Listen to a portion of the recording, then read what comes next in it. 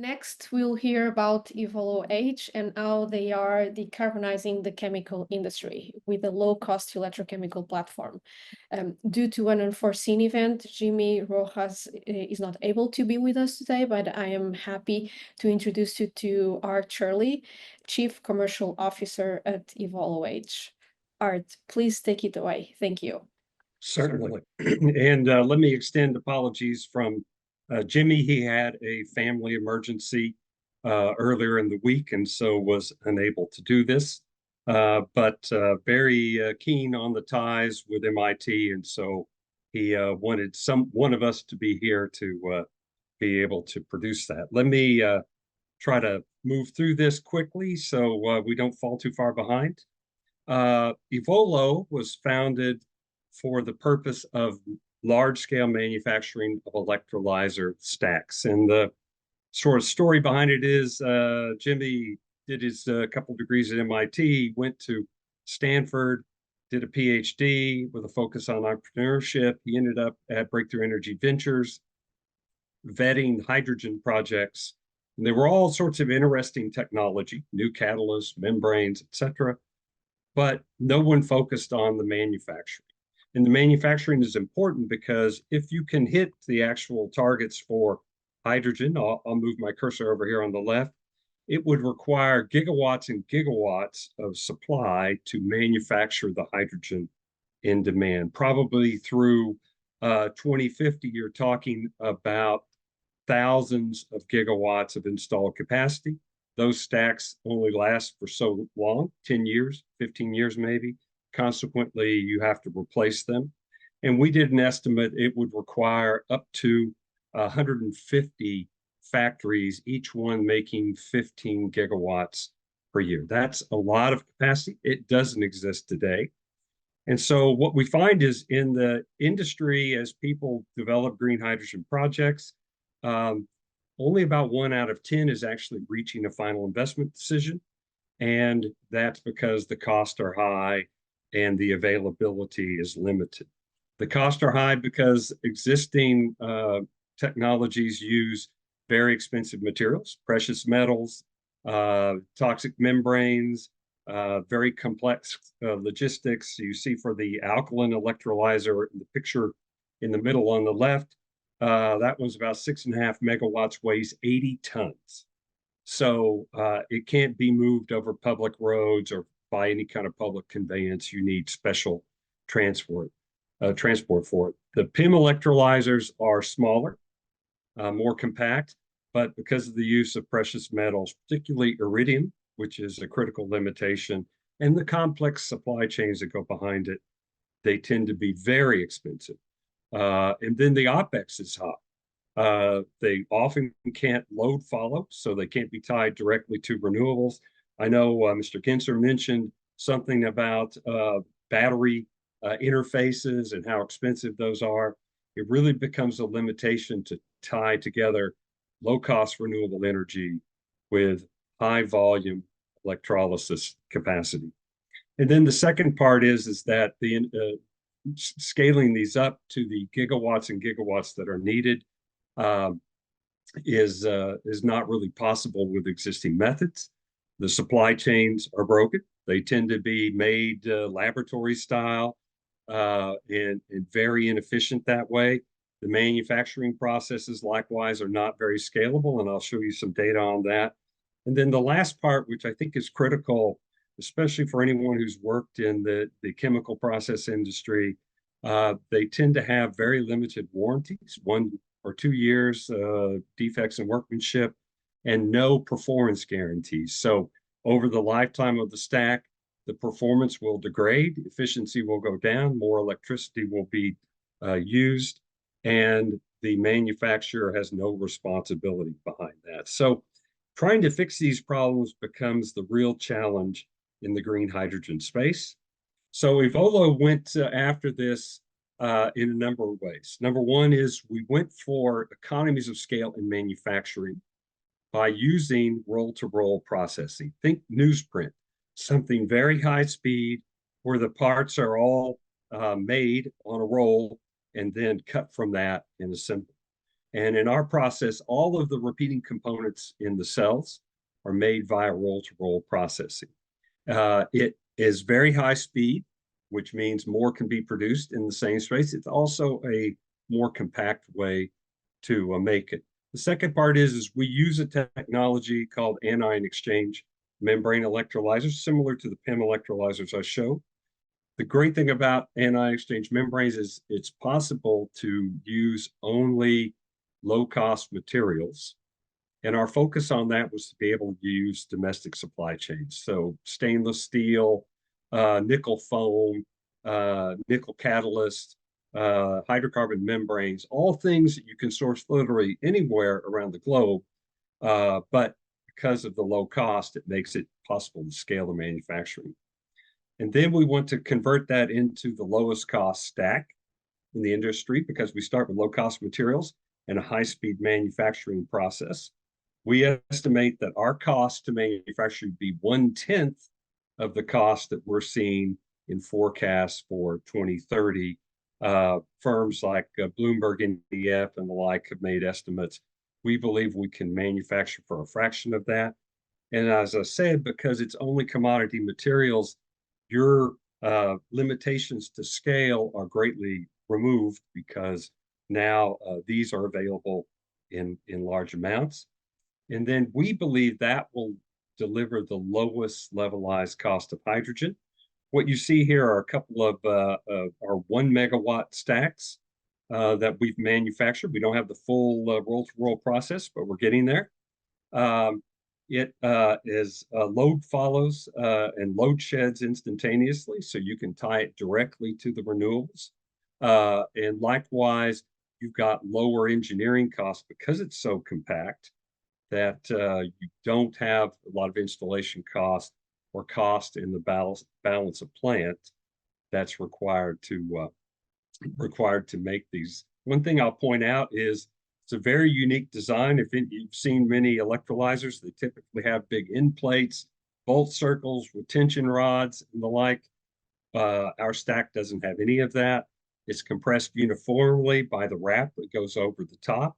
And consequently, it doesn't have any issues with torque amongst the cells or having to retension the rods over time because of relaxation. That means it's much easier to maintain in the field. And what's the outcome from that?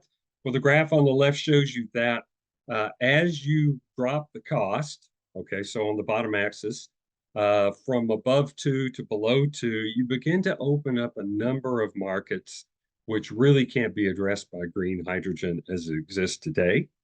And that means the scale of the market increases dramatically. And as you see it scaled here, we go from a few gigawatts all the way up to 800 gigawatts, and that's in a 2030 sort of time frame, because now you're able to compete with hydrocarbon sources of hydrogen and also produce at the scale that those hydrocarbon sources can produce up. And then that opens up all sorts of industrial hydrogen markets, as mentioned before, the ammonia space, in steel making, et cetera. All of these now have the opportunity to be converted. Likewise, you by making ammonia or by making methanol, you can get into any number of large range energy transfer or energy export sorts of projects. The scale of the projects now become bigger because that can be done. Likewise, you're able to focus on making energy in one part of the world and moving it to another part. And so in particular, when you look at places like the Middle East, North Africa, South Asia, particularly India, South America, where they have huge potential for example, solar irradiance, but they're so far from the main markets for electricity that they'll never be able to commoditize that and turn it into a export product. But now by being able to make hydrogen with that electricity and then make these exportable products, you're able to recognize that. One of the project developers that we're working with has a project in Mauritania for 35 gigawatts of electrolysis capacity, which is more than all the electrolysis capacity installed to date.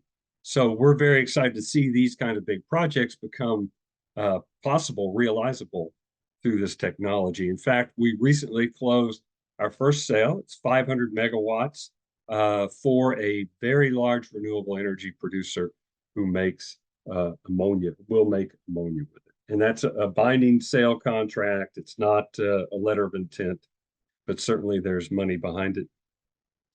A few last thoughts here. Our factories, because they're high speed, they have a smaller footprint, which reduces building costs. They have a lower equipment cost as well.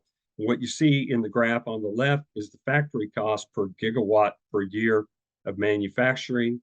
You see EvolOH down below $20 $20 million, pardon me, per gigawatt. Whereas you see some of the participants in the space, Cummins and Plug Power and the like, who are much more expensive. Typically, it's around $100 million per gigawatt. We'll bring it in at a fifth of that cost because it's very compact. And that allows you to do that kind of vertical integration where material comes in one door and out the other door as product very quickly. High inventory turnover becomes an important measurement of the production cost. And that would allow us to be able to do negative cash conversion cycles in the long run. In other words, you get paid before you pay for the raw materials. And our third-party assessments of this manufacturing cost, you see in the graph here, some of the markers are hidden, but anywhere from 100 units, so 100 electrolyzer stacks per year, to 10,000 electrolyzer stacks per year, you see a very gradual drop-off in that manufacturing cost.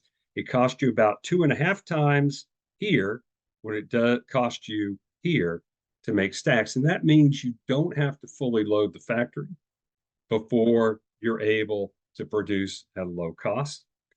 We have a single product, this 1 megawatt stack, which we can build into larger units in shipping containers. We've proven those stack material costs at exceptionally low levels. And the third party, some of you may be familiar with Strategic Analysis, who did this for us. And so what that means when you break down the cost of the stack, we believe we can go to market $200 a kilowatt, and you see the cost of materials and manufacturing and warranty in there, which means there's plenty of room to be able to move that and manage lower costs even going forward. I just want to say something quickly about our partners. Of course, our lead investor, the Engine Ventures, they're from the MIT community, Breakthrough Energy, and Sapphire Partners. Our development partners, some of whom are also investors, NextEra Energy, the largest renewable energy developer in the Americas, perhaps one of the largest in the world. And we have some exciting projects going on with them. 3M, the guys who practically wrote the book on roll-to-roll processing. So very exciting to be doing some development with them. And then SoCalGas, who is very much focused on using their gas grid for hydrogen, moving hydrogen projects and the like. Some of the things we're doing now, working on large-scale commercial pilots, multi-megawatt scale pilots. We're working with a number of EPCs on the engineering and balance of plant design. And then, of course, talking to developers around the globe to be able to bring these projects forward. And I think I brought it in under time. So, Katerina, I'll let you take over. Thank you. Thank you very much, Art, for the presentation. We have a few questions for you as well. The first one, is AEM membrane part of the innovation of EvolOH, or AEM is purchased off the shelf from supplier? Okay, that's a great question. We do not make the membrane, and we do not source membranes from other startups who make AEMs. And part of the reason behind that is because they're startups, They're developing a product that typically don't have the quality procedures in place, that typically don't have the scale to manufacture that would allow us to do gigawatts per year.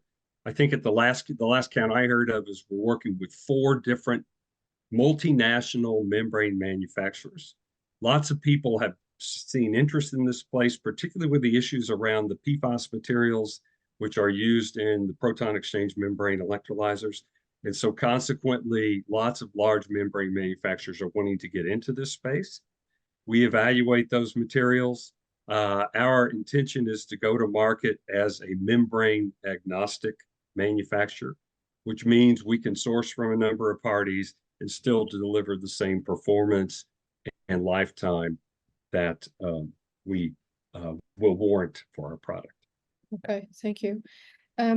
What are developers or EPCs demanding from OEMs like EvolOH, and are those demands being met? Another great question. One of the things I touched on before was that typically for an electrolyzer manufacturer, they have a very limited warranty.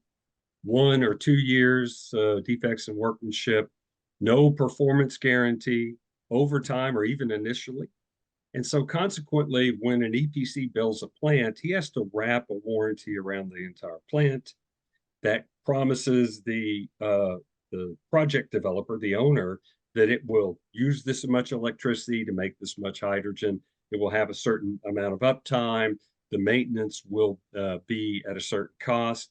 And the limited warranties that are typically issued in this field become very challenging. Our focus is to issue, we're still working on the details with an insurer, but we believe we'll be able to go to market with a lifetime warranty. Think like the warranty you get on your automobile tires of 5 to 8 years when we put our product in the market. Thank you. A final question for you. Can you clarify why several new sites say that supply is much higher than demand?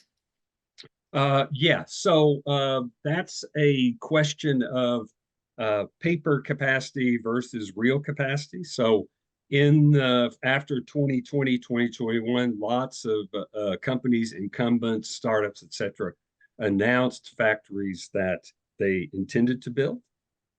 But frankly, because they're so expensive, most of those have not come to fruition. No one's even put a shovel in the ground.